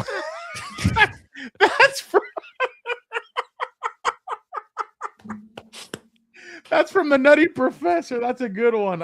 Jorge, you won the day. That was a great one. Guys, we should do a comment of the day as we close out. We should do that going forward. By the way, that would be Jorge. I like the big white comment. That was a good one for me.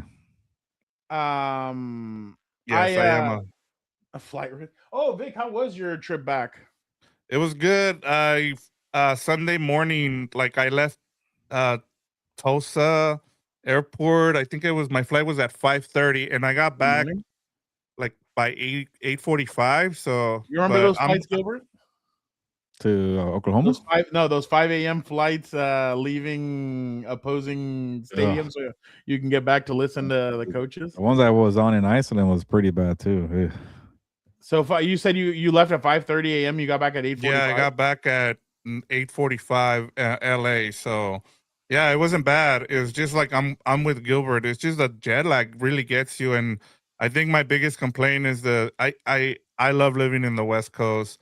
I hate the 2-hour difference. Like watching those games, trying to watch those games and trying to stay up. And I wasn't even the East Coast. It was like the middle of the country. So yeah. Do you guys can you guys sleep on flights or no? Nope, I can't do it. If I'm really tired, it just happens, but I try to avoid it. If I have an aisle seat, I can't because the sons of bitches always bang me with a damn with my elbows like stuck out or whatever, and like they always bang me. So I'm trying to say if I sit in the window seat, I'll like knock out. So yeah, if a window seat's back, because then I put my sweatshirt up or whatever and I put it up. But all right. Everybody, thank you guys so much. Gilbert, it's amazing to have you back. Gilbert or Vic, it's awesome to have you back on the West Coast. Appreciate you guys so much. We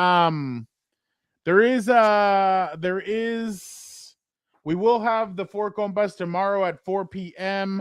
Finalization, such a good one too. Oh, and then I was watching like a movie on my phone that like it disconnected from my headphones and it said like some vulgar stuff, and I was like, oh shit. And like the lady next to me is like, oh, you keep on cracking up, it must be a good movie. I'm like, oh yeah, it's Not appropriate for You're the guy that listening. laughs out loud on the plane for a Oh, comedy. dude, watch. I'm like cracking up. Like it's such a good. It Terrible. was such a good movie too. It's a great one. But oh my God, Jorge, Jesus. But next week there might be a little bit. Dan might not be here because he's at the coaches convention. He'll be here too. Oh no, actually no, he'll be here Tuesday, and then Sunday night. He'll be there to do Chargers, and so I got that all confused. My bad. He'll be here to do the Chargers stuff too. But again, That'd be a third bye week of the year, huh? That'll be his third bye week of the season. He thinks he's the number one seed, getting a bye week before the playoffs. What did you call it, Gilbert? The mental health. Dan will be here. He'll be here tomorrow. He'll be here next Tuesday. I forgot about what his flight. 2 bye weeks. Come on. No, he's gonna be here. What are you talking about? He's gonna be here tomorrow too. Number one seed, Dan. He wins a freaking pick'ems challenge. He takes a week off. Yeah, no, he's gonna be here tomorrow. Hey, he's getting ready for Radio Row, man. Give him a break. Take one off before Super Bowl. He's gonna be at the coaches convention this weekend, so he's going to North Carolina. Oh, so he's excited about that. you watch the Rams game on Saturday in Charlotte. Oh no, he doesn't get there till 2. Oh, wait, on Saturday?